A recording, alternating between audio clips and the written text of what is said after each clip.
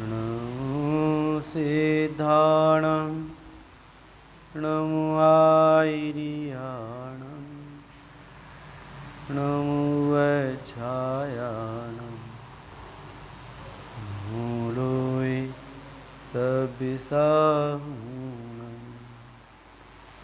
नमः समय साराय स्वानुभूत्या चकाशते चित्स्वभावाय भावाय सर्वभावान्तरच्छिदे अनन्तधर्मिणस्तत्त्वं पश्यन्ति प्रत्यगात्मना अनेकान्तमयी मूर्ति नित्यमेव प्रकाशिता वन्दे तु सविसिद्धे ध्रुवमचलमणोभमं गतिं पत्ते वोच्छामि समयपाहु मृण्मो सुधकेवली फणिदं न विहोदियापमत्तो न पमत्तो जाणगुदुजो भावो एवं भणन्ति शुद्धं न दुजोसो दुसो चेवे नहीं या प्रमत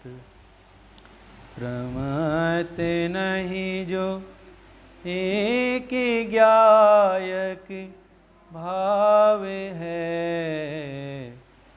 इस रीति शुद्ध कहाय अरुजो ज्ञात वो तो वो ही है।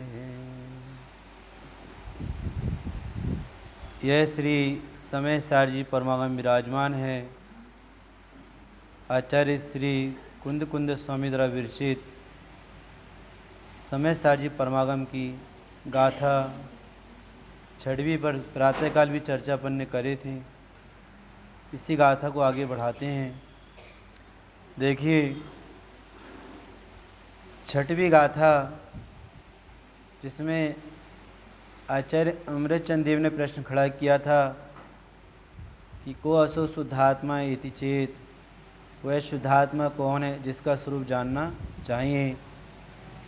तो आचार्य ने क्या कहा था कि नहीं प्रमत्त नहीं, जो एक ज्ञायक भाव है इस रीति शुद्ध कहा है अरुजो ज्ञात वो तो वही है। जो जानने में आ रहा है वही आत्मा है। और कैसा ही आत्मा, जो स्वयं अपने से ही सिद्ध होने से, मतलब मेरी सिद्धि अपने से है, अन्य माता पिता के द्वारा नहीं, शरीर के द्वारा नहीं, किसी कर्मोदय के द्वारा नहीं, किसी प्रकार के परिणाम के द्वारा नहीं, यहाँ तक कि उत्पाद व्यय की जो दशा होती है उस दशा के कारण भी मुझ चैतन्य की सिद्धि नहीं है। मेरी सिद्धि अपने से ही है, क्योंकि इस गाथा में तो प्रमत्त अप्रमत्त दशा से भी आत्मा को रहित बतलाया। जब आत्मा प्रमत्त अप्रमत्त दशा से रहित है, इसका मतलब है आत्मा उत्पाद व्यय से रहित है। तो फिर आत्मा कैसा है? जिसने ध्रुवता को प्राप्त किया है। और उसकी पहचान कैसे होती है? उसके भाव से होती है। ज्ञायक एक भाव है। इसकी चर्चा सुबह अपने विस्तार से करे थे कि आचार्य कुंद कुंद देव ने छठवीं गाथा में यदि वजन दिया है द्रव्य क्षेत्र काल भाव में, तो भाव पर ज़्यादा वजन दिया है, क्योंकि भाव की सिद्धि से ही आत्म की सिद्धि होगी। बोलो, कैसा ही है भाव? स्वयं अपने से ही सिद्ध होने से अनादि सत्ता रूप है, जो कभी विनाश को प्राप्त न होने से अनंत है। और कहाँ रहता है ज्ञायक भाव? किसकी चर्चा है? मेरी स्वयं की चर्चा है ना। अपने को लगता है कि मैं अनादि सत्ता रूप हूँ। भाई साहब, संजय जी भाई साहब, लगता है अपने को कि मेरी सत्ता अनादि की है? बोलो। और कभी विनाश को प्राप्त ना होने से, अभी शरीर में थोड़ी अस्वस्थता आ जाए तो अपन सीधे डॉक्टर के पास जाते हैं ऐसा लगता कहीं मर ना जाऊं, बीमार ना पड़ जाऊं। जबकि इन्होंने इतना गजब का पॉइंट दिया आचार्य अमृतचंद देव ने कि तुम अपने से ही सिद्ध हो, डॉक्टर क्या करेगा ये बतलाओ। बोलो, और अनादि सत्ता रूप हो तो मरण का भय कहाँ रहा। कभी विनाश को प्राप्त न होने से अनंत है, तो तुम अपने को वर्तमान संयुग जितना क्यों देखते हो। नित्य उद्योत रूप होने से अर्थात निरंतर ज्ञान से प्रकाशित होते हो, मतलब क्षणिक नहीं हो, और स्पष्ट प्रकाशमान ज्योति है। चाहे स्पष्ट प्रकाशमान कहो या उद्योत रूप कहो, एक ही अर्थ है। ऐसा जो ज्ञायक एक भाव है। देखो, दाल को यदि खारी करना है तो अपन ढूंढते किसे हैं? नमक को ढूंढते हैं, क्योंकि खारापन कहाँ मिलेगा भैया अपने को? नमक में ही मिलेगा। अभी सुबह दूध की चर्चा आई थी, दूध को मीठा करना है तो क्या चाहिए? शक्कर। शक्कर से ही दूध मीठा होएगा। वर्तमान पर्याय में दुख है, उस दुख को दूर करना है तो ज्ञायक भाव का आश्रय चाहिए। ज्ञायक एक भाव है, वस्तु का स्वभाव है, अपना निज भाव है और अनादि अनंत भाव है। लेकिन आत्मा के प्रदेशों में होने वाले जो रागादिक परिणाम है, ये यद्यपि ज्ञान प्रधान शैली से देखें तो ये आत्मा की सत्ता में ही पैदा होते हैं। प्रवचन सार जी की भाषा में कहें तो ये आत्मा का ही है। जो आत्मा जिस समय जिस भाव से परिणमित होता है, वह आत्मा उस समय उस भाव से तन्मय है। प्रवचन सार जी की 9वीं गाथा। लेकिन यहाँ तो समय सार जी रखा है ना। प्रवचन सार जी पर कर्तृत्व का निषेध बतलाता है और अपने परिणामों का करता है जीव स्वयं में। और समय सार जी अपने परिणामों का भी कर्तृत्व का निषेध करता है। ज्ञायक तो ज्ञायक ही है, क्योंकि यहाँ दृष्टि करानी है और वहाँ ज्ञान करानी है। ये प्रयोजन। वक्ता जो भी व्याख्यान करता है उसमें 2 बातों का ध्यान अवश्य रखना चाहिए। क्या 2 बातें? कि एक तो वक्ता किस अपेक्षा से बात कह रहा है और किस प्रयोजन से कह रहा है। सुनील भाई साहब, वक्ता किस प्रयोजन से बात कर रहा है और किस अपेक्षा से बात कर रहा है, ये जिम्मेदारी श्रोता की रहती है। क्योंकि हर बार वक्ता अपेक्षा खोल करके नहीं बतलाएगा। वो तो अपनी जिम्मेदारी रहती है। भाई वक्ता की जो प्रेरणा है तो वक्ता बोले उसके पहले श्रोता समझ जाए, ये श्रोता का लक्षण है। बोलो, ऐसा जो ज्ञायक एक जानने वाला ये एक भाव है। बोलो, क्योंकि आत्मा की पहचान द्रव्य से नहीं होती, आत्मा की पहचान क्षेत्र से नहीं है, आत्मा की पहचान काल से नहीं, आत्मा की पहचान भाव से है। और भाव से द्रव्य क्षेत्र काल भाव अभेद है। मिश्री की पहचान मिठास से है, लेकिन सफेदी उससे अभेद है। मिश्री की पहचान मिठास से है, लेकिन कठोरपन उससे अभेद है। मिश्री की पहचान मिठास है, लेकिन जो चोखोरपन है मिश्री का वो उससे अभेद है। तो द्रव्य क्षेत्र काल भाव से वस्तु अभेद है, पर उसकी सिद्धि भाव से होती है। ऐसा ज्ञायक एक भाव है। वह संसार की अवस्था में अनादि बंध पर्याय की निरूपणा से अपेक्षा से क्षीर नीर की भांति कर्म पुद्गलों के साथ एक रूप होने पर भी एक रूप होता नहीं है। अज्ञानी मानता है कि मैं एक रूप हो गया हूँ। किसकी भांति? संसार अवस्था में अनादि बंध पर्याय की निरूपणा से देखा जाए, कर्मों के बंधन की ओर से देखा जाए। जैसे वह कमलिनी पत्र जल में डूबा हुआ है, जल के संयोग से देखा जाए तो उस कमलिनी पत्र ने जल को स्पर्श किया कि नहीं किया? किया है। संयोग से देखा जाए तो कमलिनी पत्र ने जल को स्पर्श किया है। बंध पर्याय की अपेक्षा से देखा जाए तो आत्मा निर्क्षीर की भांति कर्म पुद्गलों के साथ एक मेघ दिखाई देता है। लेकिन उसी कमलिनी पत्र को स्वभाव के समीप में जाकर के देखें तो उसने जल को टच भी नहीं किया है। ऐसी आत्मा को स्वभाव की ओर से देखें तो आत्मा बंधन को प्राप्त हुआ ही नहीं, तो मुक्त होने की क्या बात करें। इसलिए कहा नहीं अप्रमत्त प्रमत्त नहीं, जो एक ही ज्ञायक भाव है। इस रीति शुद्ध कहा है अरु जो ज्ञात वो तो वही। ये रीति जिसको समझ में आएगी उसी को आत्मा जानने में आया। ये रीति जिसको समझ में नहीं आई है वो भले ही बाहर में कितना भी आडंबर करे, पर ये बात समझे बिना उसे आत्मा की सिद्धि होने वाली नहीं है। रीति तो यही है। इस रीति शुद्ध कहा है अरु जो ज्ञात वो तो वो ही है।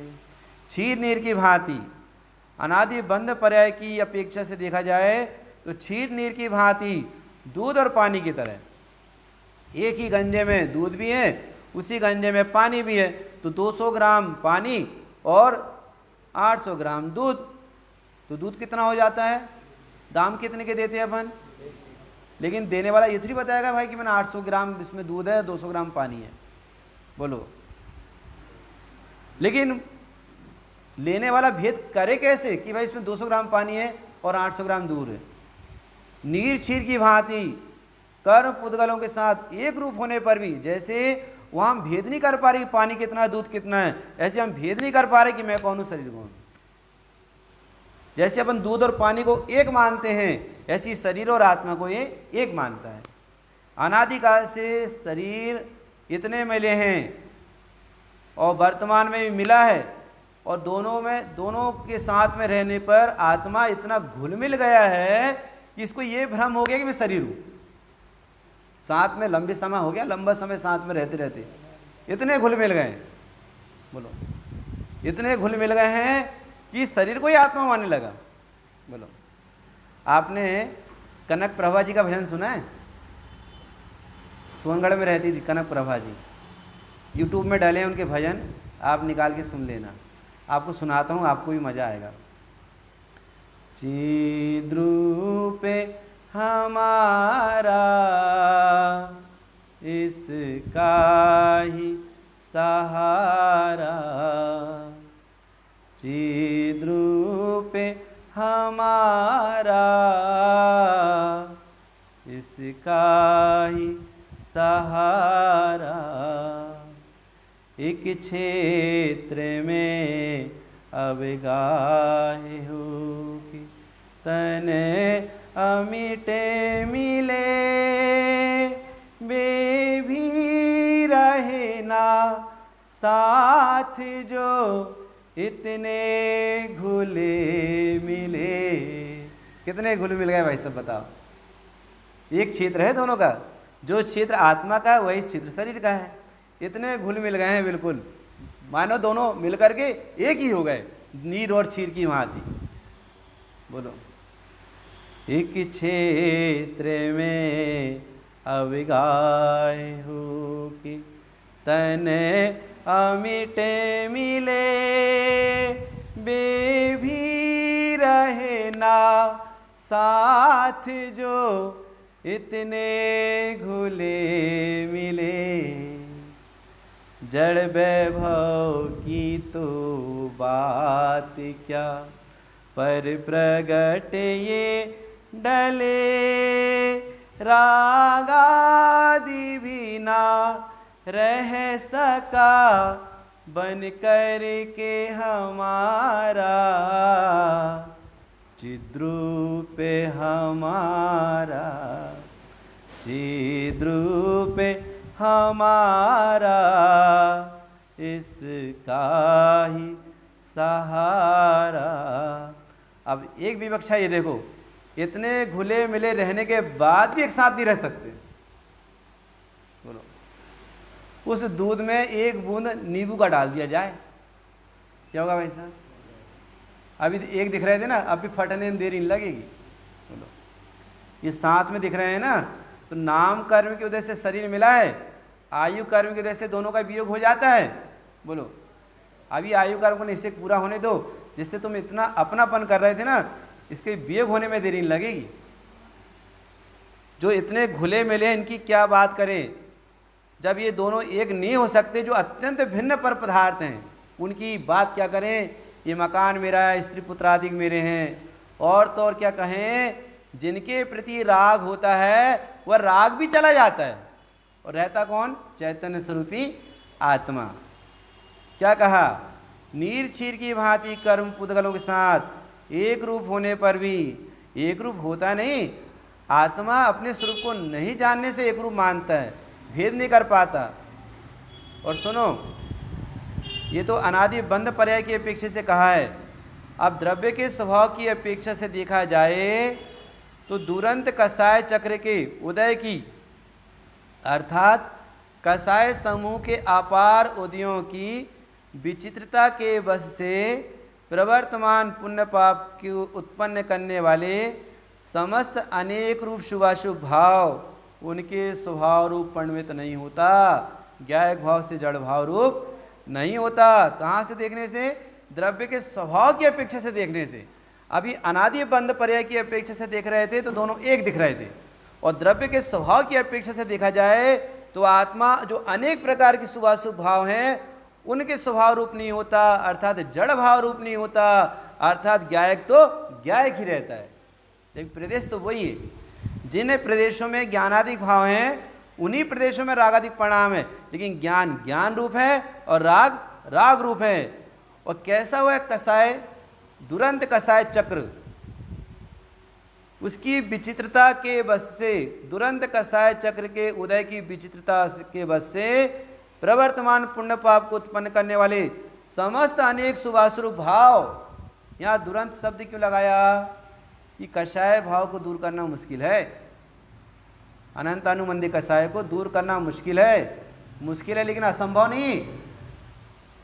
बोले क्यों? जीव के पास अपने स्वरूप का बल है, उसके बल पर आए ना। जिस क्षण हो आत्मदृष्टि कर्म थर थर कांपते हैं और भाव की एकाग्रता लखी छोड़ खुद ही भागते हैं। बल है ना अपने पास ऐसा। अनेक रूप शुभाशुभ भाव जिनसे पुण्य पाप का बंध होता है, ऐसे अनेक रूप शुभाशुभ भाव उनके स्वभाव रूप परिणमित नहीं होता, मतलब ज्ञायक भाव से जड़ भाव रूप नहीं होता। यहाँ रागादिक परिणाम को जड़ का भाव कहा। क्यों कहा? कि जब भी रागादिक परिणाम उत्पन्न होंगे तो पुद्गल के लक्ष्य से ही होंगे, तो जो जिसके लक्ष्य से होता है वो उसी का होता है। लेकिन ज्ञान जब भी होगा आत्मा की सत्ता में होएगा और आत्मा से होता है, इसलिए ज्ञायक भाव जड़ भाव रूप नहीं होता, इसलिए वह प्रमत्त भी नहीं है और अप्रमत्त भी नहीं है। वही समस्त अन्य द्रव्यों के भावों से भिन्न रूप से उपासित होता हुआ शुद्ध कहलाता है। ये जो प्रमत्त अप्रमत्त दशा है ना, पहले गुणस्थान से छठवें गुणस्थान तक की जो दशा है उसका नाम क्या है? प्रमत्त दशा। और सातवें गुणस्थान से ऊपर की जो दशा है वो अप्रमत्त दशा। तो चाहे विकार हो चाहे निर्विकारी दशा हो, अनादिकाल से विकार जीव के साथ विद्यमान है, लेकिन आत्मा की पवित्रता उसी समान विद्यमान रही है। मतलब रागादि भाव रूप नहीं हुआ। जैसे कीटिका में मिट्टी के साथ खदान में बहुत समय से पड़ा हुआ सुवर्ण, वह किट्टीमा रूप नहीं होता, कालीमा रूप नहीं होता, अपने सुवर्णत्व को नहीं छोड़ता। ऐसे द्रव्य कर्म नौकर्म भाव कर्म के साथ रहता हुआ यह आत्मा अपने ज्ञानत्व पने को छोड़ता नहीं, इसलिए वह जड़ भाव रूप होता नहीं है। बोलो, अब जब जीव की परिणति में भेद विज्ञान उत्पन्न होता है तो उसकी परिणति में संबर का परिणाम होता है, निरय का परिणाम होता है, यहाँ तक कि उसके परिणाम में मोक्ष दशा उत्पन्न होती है। ये दशा आज आई है। पहले क्या था जीव के परिणाम में? पहले तो आश्रव बंध का परिणाम था। इस संबर निरय परिणाम का उत्पन्न हुआ जब इसने आज भेद विज्ञान किया ना, तो इसकी पर्याय में संबर निरय का परिणाम उत्पन्न हुआ। तो सुनो, रागादिक परिणाम होने पर भी स्वभाव में कुछ घटा नहीं, और संबर निरय की पर्याय उत्पन्न होने पर भी आत्मा में कुछ बढ़ा नहीं। मतलब आत्मा तो जैसा का वैसा है। ऐसा आत्मा वही समस्त अन्य द्रव्यों के भावों से भिन्न रूप से उपासित होता हुआ शुद्ध कहलाता है। समस्त अन्य द्रव्य के भाव क्या हो सकते हैं?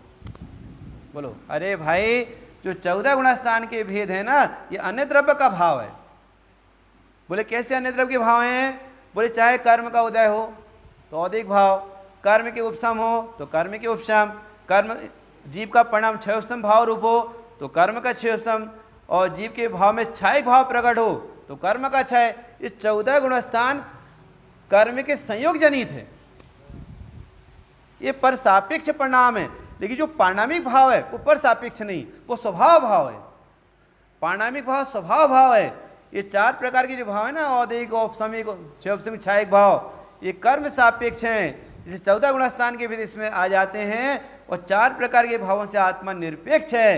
ये 4 प्रकार के भाव अनादिकाल से भले ही नहीं हुए, लेकिन यह पारणामिक भाव रूप ज्ञायक भाव विद्यमान रहा है, जो स्वयं अपने से ही सिद्ध होने से। ऐसे रागादिक भावों से अपने ज्ञान स्वभावी आत्मा को भिन्न जानने वाला जीव वही समस्त अन्य द्रव्य के भाव इस पर भैया गुरुदेव ने अर्थ खोला, समस्त अन्य द्रव्य के भाव में क्या लेना। समस्त अन्य द्रव्य के भावों से भिन्न रूप से उपासित होता है वो शुद्ध कहलाता है। तो अन्य द्रव्य का भाव माने क्या लेना, अन्य द्रव्य का भाव माने कर्मों का विपाक।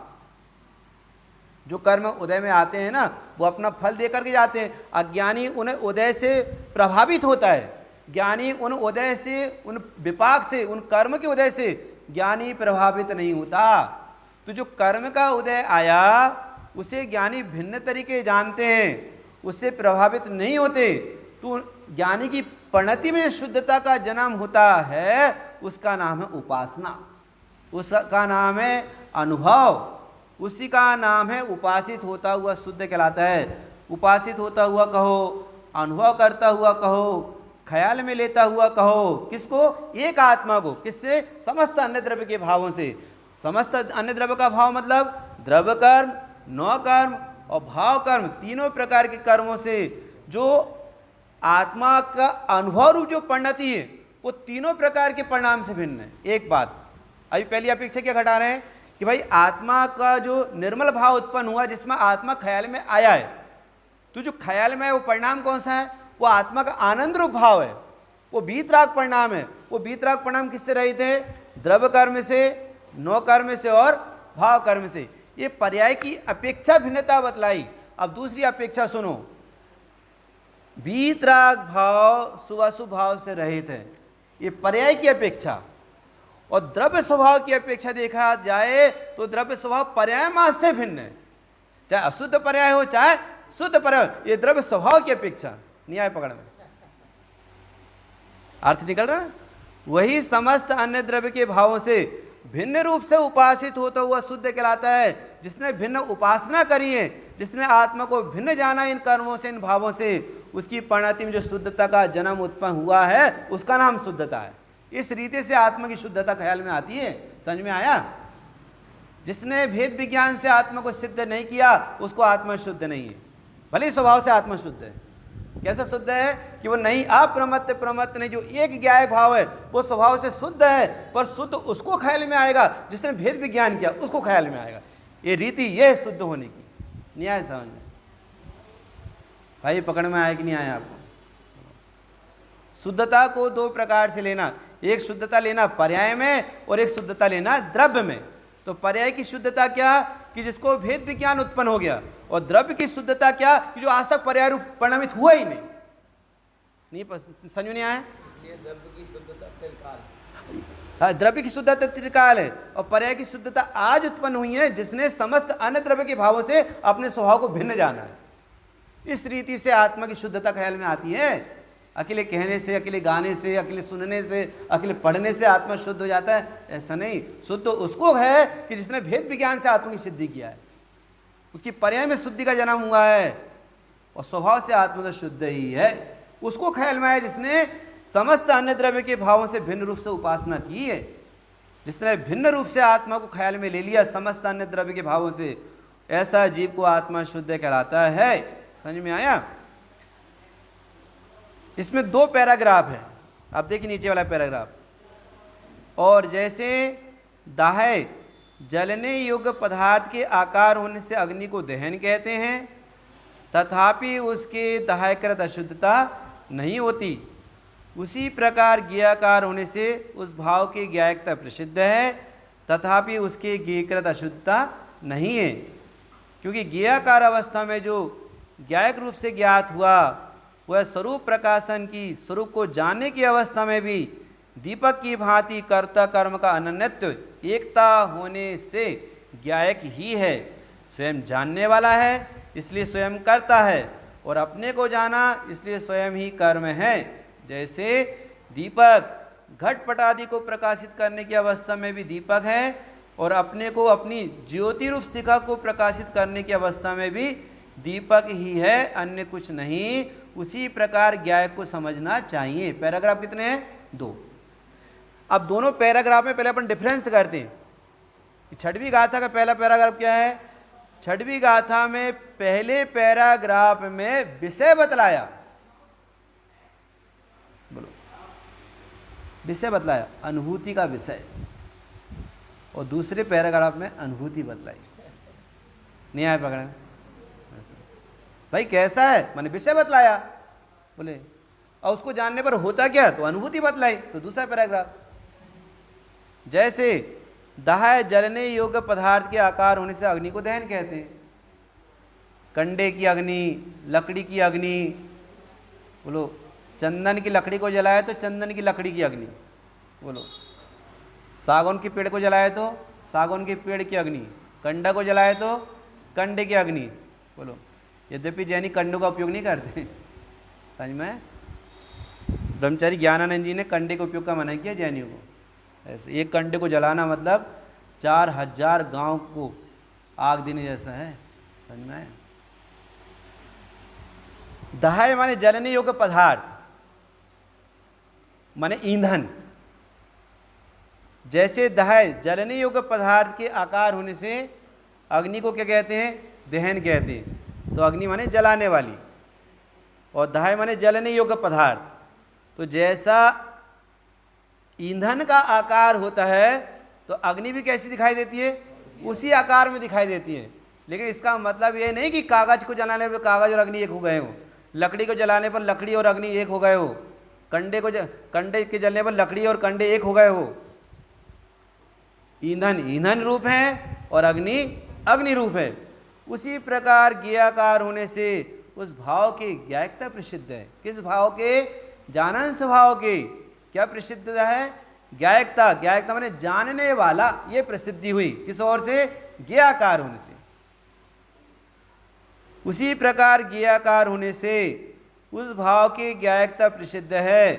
जैसे जलने योग्य पदार्थ को जलाने के कारण उस अग्नि को दहन कहते हैं, पर उसमें दाहकृत अशुद्धता नहीं होती, अर्थात अग्नि लकड़ी रूप नहीं होती। उसी प्रकार ज्ञायक भाव इन ज्ञेयों को जानने पर भी अन्य ज्ञेय रूप नहीं होता। ज्ञायक तो ज्ञायक रूप ही रहता है, लेकिन जाना किसको? उसने ज्ञेयों को जाना है, तो ज्ञेयों की ओर से उसे ज्ञायक कहते हैं, लेकिन उससे ज्ञेय की अपेक्षा नहीं है। जो एक ज्ञान स्वभावी आत्मा को नहीं जानता, उसे ज्ञेयों की ओर से कथन करके कहा। जबकि आचार्य कहते हैं आत्मा ज्ञायक है और अन्य ज्ञेय, ये उपचार का कथन है, उपचारित कथन है। वास्तव में आत्मा ही ज्ञायक है और आत्मा ही ज्ञेय। बोले क्यों? ज्ञान नाम की शक्ति भी आत्मा की, ज्ञेय नाम की शक्ति भी आत्मा की, और ज्ञान और ज्ञेय जैसी अनंत शक्ति का धारी होने के कारण आत्मा स्वयं ही ज्ञाता है। तो स्वयं ही ज्ञेय है, स्वयं ही ज्ञान है और स्वयं ही ज्ञाता है। समझ में आया? यहाँ एक प्रश्न ये उठता है कि बिना ईंधन के तो अग्नि होगी ना, तो बिना ज्ञेय का जाएगी कैसे? तो इसलिए तो कहा कि उसकी अग्नि की प्रसिद्धि दाह्य जलने योग्य पदार्थ की ओर से की गई है। इसका मतलब ये नहीं कि उसको अग्नि को उस ईंधन की अपेक्षा रखना पड़े। ऐसी ज्ञायकता ज्ञेयों की ओर से कही। भाई विश्व आत्मा स्वयं ज्ञान प्रमाण है, और ज्ञान क्या है? ज्ञेय प्रमाण है, और ज्ञेय क्या है? समस्त लोकालोक है। तो उस ओर से उस केवल ज्ञान का परिचय कराया है। लेकिन इसका मतलब ये नहीं कि केवल ज्ञान की कोई पर्याय निकल करके उन ज्ञों में प्रविष्ट कर गई हो। वो तो ज्ञान की ताकत बतलाना है। यदि ज्ञान विश्व के इन समस्त पदार्थों को एक समय में एक साथ न जाने तो उस ज्ञान को दिव्य कौन कहेगा?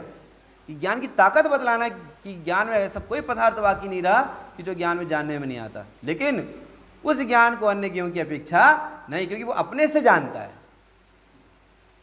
आत्मा में करण नाम की शक्ति है, तो आत्मा अपने स्वयं के साधन से ही जानता है। अच्छे बतलाओ, जैसे एक परीक्षा मुख में एक सूत्र है, घटम अहम आत्मना वेदमी। सोमिल है ना परीक्षा मुख पहले अध्याय में, घटम अहम आत्मना वेदमी। अब आप ही बताना कौन किसको जानता है। घटम घट को, अहम मैं, आत्मनि आत्मा के द्वारा, वेदमी जानता हूँ। मैं घट को, घड़े को आत्मा के द्वारा जानता हूँ। कौन जानता है? मैं। किसको जानता हूँ? घट को, घड़े को। किसके द्वारा जानता हूँ? ज्ञान के द्वारा। क्या करता हूँ? जानता हूँ। जिसने ज्ञान के द्वारा घट को जाना है, उसने ज्ञान के द्वारा अपने को जाना कि नहीं जाना है? बतलाओ। नहीं समझ में? मैं माइक को जानता हूँ, कौन जानता है? मैं। तो माइक क्या हो गया? कर्म। और जानता कौन? मैं। तो जानने वाला कौन हो गया? कर्ता। किसके द्वारा जानता हूँ? ज्ञान के द्वारा जानता हूँ। तो ज्ञान क्या हो गया? करण। क्या करता है? जानने की प्रोसेस। तो वो क्या होगी? क्रिया। तो जिसने ये जाना कि मैं माइक को जानता हूँ, उसने ये जाना कि नहीं मैं कौन हूँ, उसमें मैं की प्रतीति आई कि नहीं आई? बोलो। जैसे आपने मुझे कहा कि पंडित जी कल आपको हमारे यहाँ भोजन करना है। किसने कहा है? आपने कहा। मैं उदाहरण दे रहा हूँ, मतलब कि आपको हमारे यहाँ पे करना है। तो आपकी अपेक्षा तो मैं कर्म हो गया ना, क्योंकि आपने मुझे बोले। तो बोलने वाला है कि नहीं बताओ? और जिसको बोला जा रहा है वो है कि नहीं? तो जिस घड़े को मैंने जाना हूं, तो जब घड़ा विद्यमान है तो घड़े को जानने वाला विद्यमान है कि नहीं? तो जिसने ये कहा मैं घट को जानता हूं, उसने ये जाना कि नहीं जाना कि मैं जानता हूं? बोलो। उसमें मैं जानने में आया कि नहीं आया? आया ना। तो मैं की प्रतीति अपने आप आ गई। अब अज्ञानी के बात समझ में नहीं आती तो वो बात एक अलग है। फिर आगे सूत्र दिया है परीक्षा मुख में, कर्मवत कर्तृ करण क्रिया प्रतीति। जिस वो कर्म के समान, घड़े के समान, जैसे घड़े की प्रतीति होती कि मैं घड़े को जानता हूं, तो घड़े के समान कर्ता की प्रतीति भी होती कि मैं जानता हूं। कर्ता के साथ करण की प्रतीति भी होती कि मैं ज्ञान के द्वारा जानता हूं। और उसके साथ उस क्रिया की प्रतीति भी होती कि जानने की प्रोसेस चालू है। जो ये जानता है कि मैं मंदिर को जानता हूं, वो ये भी जानता है कि मैं जानता हूं। नहीं समझ में आ रहा है क्या? है कि नहीं? मैंने भगवान को देखा। किसको देखा मैंने? तो जिसने कहा कि मैंने भगवान को देखा, उसको ये प्रतीति में आया कि नहीं मैंने देखा? आया ना। तो ऐसी मैं एक ज्ञायक भाव हूं, एक ज्ञों की ओर से जिसे ज्ञायक कहा जा रहा है। वास्तव में ज्ञों की ओर से ज्ञायक कहने पर भी वो ज्ञायक मैं ही हूं, वो कोई दूसरा नहीं है। ये कह रहे हैं आचार्य यहां पे। उसी प्रकार ज्ञेयाकार होने से उस भाव की ज्ञायकता प्रसिद्ध है, तथापि उसके ज्ञेयकृत अशुद्धता नहीं है। ये सूर्य का जो प्रकाश निकलता है ना, वो तो गोबर को भी झलकाता है। बोलो। और मैसूर पाक को भी झलका रहा है। बताओ सूरज के प्रकाश में क्या फर्क पड़ा? हाँ? सूरज का प्रकाश कितना गोबर बन गया, और मैसूर पाक से सूरज के प्रकाश में कितनी मिठास आ गई। कोई फर्क पड़ा क्या उस सूर्य के प्रकाश में? उसके ज्ञेयकृत अशुद्धता नहीं है। ज्ञान में अनेक प्रकार के ज्ञेय जानने में आते हैं, लेकिन ज्ञान आज तक प्रभावित नहीं हुआ। उसी प्रकार ज्ञेयाकार अवस्था में, क्योंकि ज्ञेयाकार अवस्था में जो ज्ञायक रूप से ज्ञात हुआ, ज्ञेयाकार अवस्था माने जैसे ये गुटका है, इसे किसने जाना? ज्ञान ने जाना। तो ज्ञान की अवस्था कैसे हो गई? ज्ञेयाकार। कौन से ज्ञेयाकार? जैसा गुटका, ऐसी ही रचना ज्ञान ने अपने में किया। ये जो आंखें की पुतली है भाई साहब, जैसे माइक है, शास्त्र है, आप लोग हैं, अपन किसी परद्रव्य को नहीं देखते, बाहर के व्यक्ति को नहीं देखते। बाहर का जो व्यक्ति है ना, उसकी जैसी आकृति अपनी आँख की पुतली में बनती है। अपन उस पुतली को देखते हैं, पर पुतली का आकार कैसा है? जैसा सामने पदार्थ है। तो ऐसी ज्ञान में जो रचना होती है ना, अन्य ज्ञों की ऐसी, वो ज्ञान में जो रचना होती है, उस ज्ञान में होने वाली रचना को अपन जानते हैं, ना कि अपन माइक को जानते, ना कि व्यक्ति को जानते, पर उसकी रचना वैसी होती है जैसा पदार्थ सामने मौजूद है। तो ऐसा कहा जाता है कि मैंने पंखे को देखा, मैंने माइक को देखा। वास्तव में जीव ज्ञान के द्वारा ज्ञान को जानता है। समझ में आया? क्योंकि ज्ञेयाकार अवस्था में, तो ज्ञेयाकार अवस्था माने तो ज्ञेय का आकार निकल करके आत्मा में आ गया क्या? नहीं, वो ज्ञान में ही ज्ञेय आकार, ज्ञेय जैसी आकृति बनी है। तो जो आकृति बनी है वो ज्ञान की है कि अन्य ज्ञेयों की है? नहीं आए समझ में? एक मोर का उदाहरण दिया आचार्य रामचंद्र ने, मोर का, मयूर का उदाहरण दिया कि मयूर दर्पण में झलकती है। तो मयूर जो दर्पण में झलकी, तो मयूर का जो आकार है वैसा आकार दर्पण में दिखाई दे रहा है। तो मयूर का आकार दर्पण में आ गया क्या? तो फिर वो आकार किसका है? तो दिख किसके जैसा रहा वो? तो उसमें से निकल कर नहीं आया वो, तो फिर बना क्यों वहां पे वो? उसकी स्वच्छता है ऐसी। ऐसी ही ज्ञेयाकार अवस्था में जो ज्ञायक रूप से ज्ञात हुआ, मयूर की अवस्था में, अग्नि की अवस्था में, पेड़ की अवस्था में जो दर्पण की स्वच्छता अनेक प्रकार से दिखाई देती है, वह दर्पण की स्वच्छता रूप ही है। बोलो, अग्नि को झलकाने पर भी दर्पण गर्म नहीं होता, और पानी को झलकाने पर भी, बर्फ को झलकाने पर दर्पण ठंडा नहीं होता। तो फिर वो अवस्था किसकी है? वो अवस्था दर्पण की है। ज्ञेयाकार अवस्था में जो ज्ञायक रूप से ज्ञात हुआ, जो ज्ञायक रूप से जानने में आया, वह स्वरूप प्रकाशन की, स्वरूप को जानने की अवस्था में भी दीपक की भांति कर्ता कर्म का अनन्यत्व एकता होने से ज्ञायक ही है। स्वयं जानने वाला है इसलिए स्वयं करता है, और अपने को जाना इसलिए स्वयं ही कर्म है। जैसे दीपक घटपट आदि को प्रकाशित करने की अवस्था में भी दीपक है, और अपने को अपनी ज्योति रूप शिखा को प्रकाशित करने की अवस्था में भी दीपक ही है, अन्य कुछ नहीं। उसी प्रकार ज्ञायक का समझना चाहिए। तो दीपक की भांति कर्ता कर्म का अनन्यत्व लिया है। बोलो, प्रकाश किसका है? प्रकाशित करने वाला कौन है? बोले दीपक। बोलो, और प्रकाशित किसे कर रहा है? वो अपने लौ को प्रकाशित कर रहा है। उस लौ के प्रकाश में अन्य पदार्थ भी दिखाई दे रहे हैं। नहीं समझ में आया? उसमें अन्य पदार्थ भी दिखाई दे रहे हैं। तो अन्य पदार्थ जैसे घट भी दिखाई दे रहा है, दीपक के लौ में घट भी दिखाई दे रहा है, पट भी दिखाई दे रहा है। पर यह बतलाओ, उस प्रकाश का अनन्यत्व वो दीपक के साथ है कि घटपट के साथ है? दीपक के साथ है ना। ऐसी ज्ञान अन्य ज्ञों को जानने पर भी ज्ञान का जो अनन्यत्व है वो आत्मा के साथ है कि अन्य ज्ञों के साथ है? आत्मा के साथ। ये अनन्यत्व है। एकता होने से ज्ञायक ही है। स्वयं जानने वाला है इसलिए स्वयं करता, और अपने को जाना, किसको जाना है?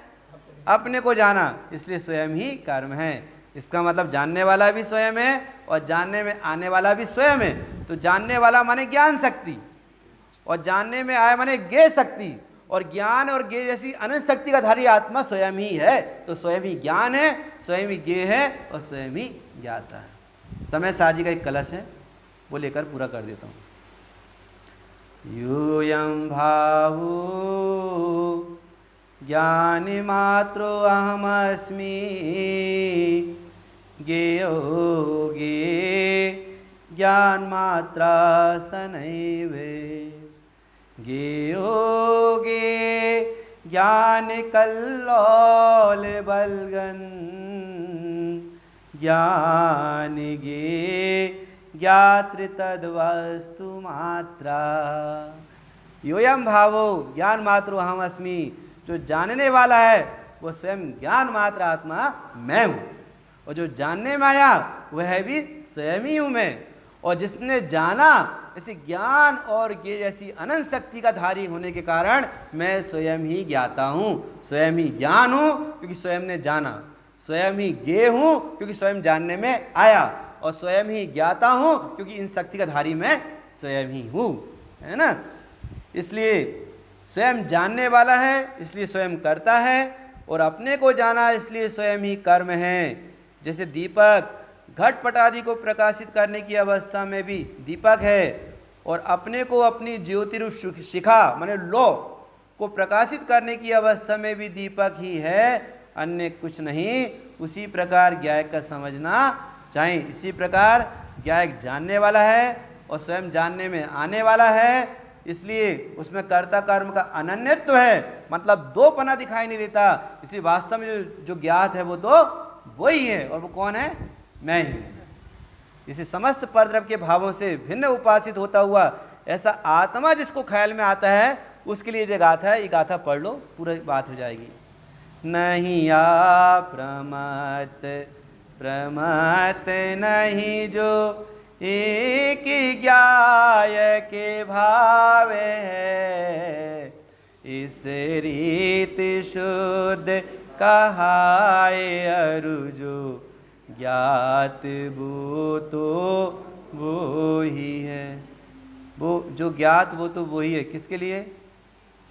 जिसने इस रीति से जाना है उसके लिए। जिसने ये रीति अपनाई नहीं, उसको आत्मा होने पर भी, विद्यमान होने पर भी अविद्यमान है। विशेष चर्चा